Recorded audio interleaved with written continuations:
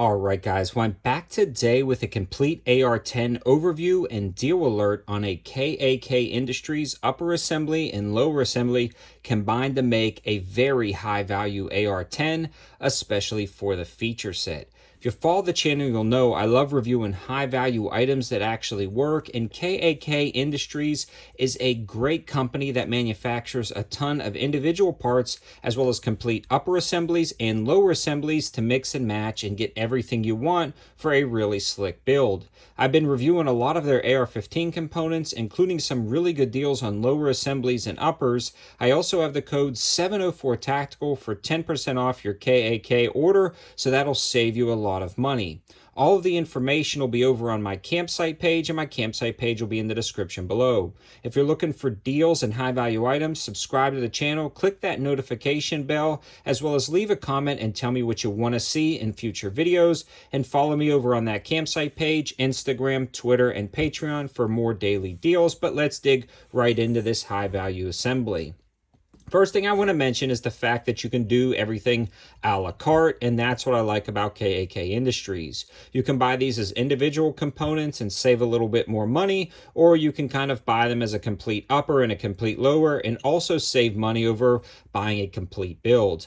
Now, the upper assembly on this features an 18-inch barrel and an M-LOK rail system, as well as a true forward assist and nice charging handle dust cover and shell deflector, all machined into their billet upper. It also has a really nice billet lower, and with all of these and a lot of features, you would expect this to be well over $1,000. And I believe the MSRP on a complete one of these is about $1,500. But when you follow the channel, I try to save you guys money. So right now, this complete upper assembly with the 18-inch barrel that generally sells for $7 is on sale for $621. Then utilize my discount code. On top of that, they actually dropped the price on a complete lower assembly featuring Magpul MOE furniture. Now that's different furniture than what you see here, but very similar in its nature. Now that MOE lower assembly for that AR-10 platform generally sells for $300, and it's on sale for $275. When you add both of them to your cart, it comes out to about close to a little near $900, about $870, somewhere around there. But when you add my discount code, it drops the price right to about $800 for a complete AR-10, which is a steal of a deal, especially for these features. Let's talk about those specs and features from the front, work our way to the back, and then talk about its performance down at the range, because the price doesn't mean anything if it's just not a good rifle. But this one has been performing incredibly nice. Starting at the front, on this particular one, we do have a KAK brake that was on the upper when I got it. Now, KAK sent this out to the channel at my request. The upper assembly that's on sale features an A2 birdcage, but they also have a ton of muzzle devices you can swap out with the 5/8 by 24 thread. It's actually sitting on an 18-inch barrel, and that barrel is made out of 4150 chrome moly steel, so which is a good quality steel, and it is also a buttoned rifle barrel. The twist rate on that barrel is 1 in 10, and we've already discussed the fact that you can swap out any of the muzzle devices. It's got a low profile nitride finish gas block on there, so it's going to have some quality components on there as well when it comes to the gas system. It's surrounded by their M-LOK rail system, which works out great. I've never had any of these walk loose, either on the ARs or the 15s or the 10s. It's got a monolithic pick rail at the top, which I love. I don't really like the cut down versions because I feel like you can't put tape switches or pressure switches on the top of there. So this is nice that it has it, although this is more of a longer range build, so I'm not running anything like that. It locks up rock solid, and I've never had any walk loose or shift, and this one was no different. The fit and finish on the rail system is also spectacular. No issues with anything like that. And moving along to the upper receiver itself, it features a really nice billet upper assembly. So you've got everything fully machined, a really good finish, the dust cover, a shell deflector machined into there, a functioning forward assist, and a basic charging handle.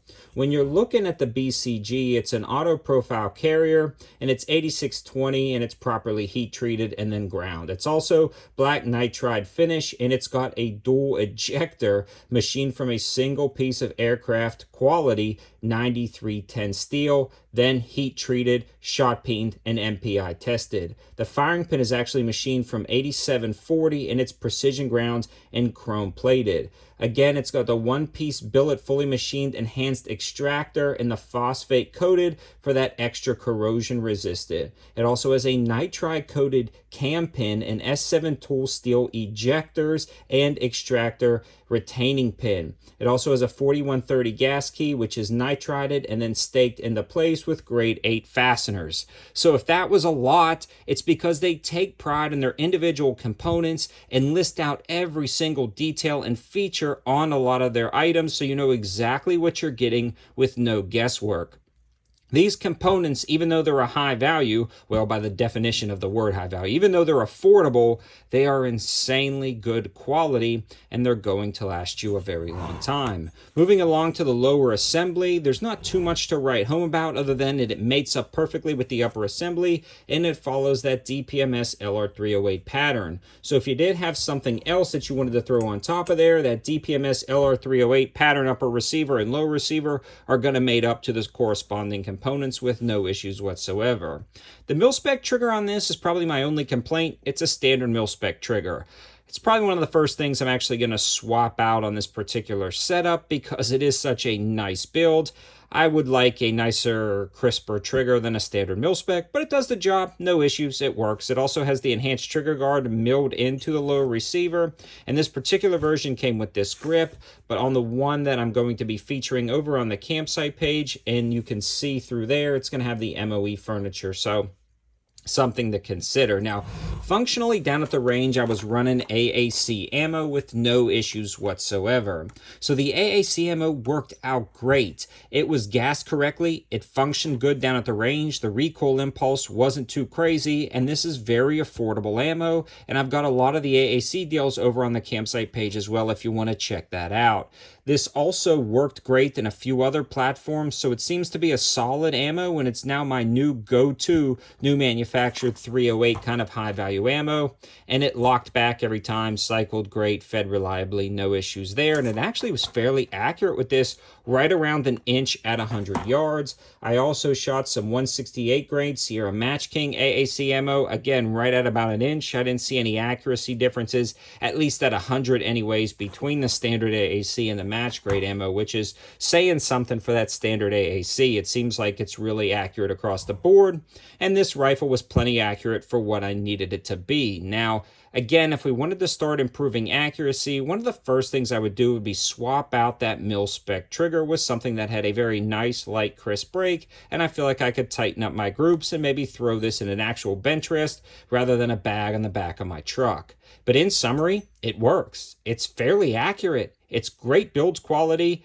The machining is done very nicely. All the parts interface very nicely with other components, and it's made out of good quality materials. I think this rifle is going to last you a lifetime, and after all the discounts and sales that's stacked up together, you can get this right at about $800. Also want to give a huge shout out to KAK for sending this over to try at my request. It was definitely worth just taking it out to the range, running the rounds through it to give you guys another example of a high value rifle that actually works. Again, all of the information will be on the campsite page in the description below.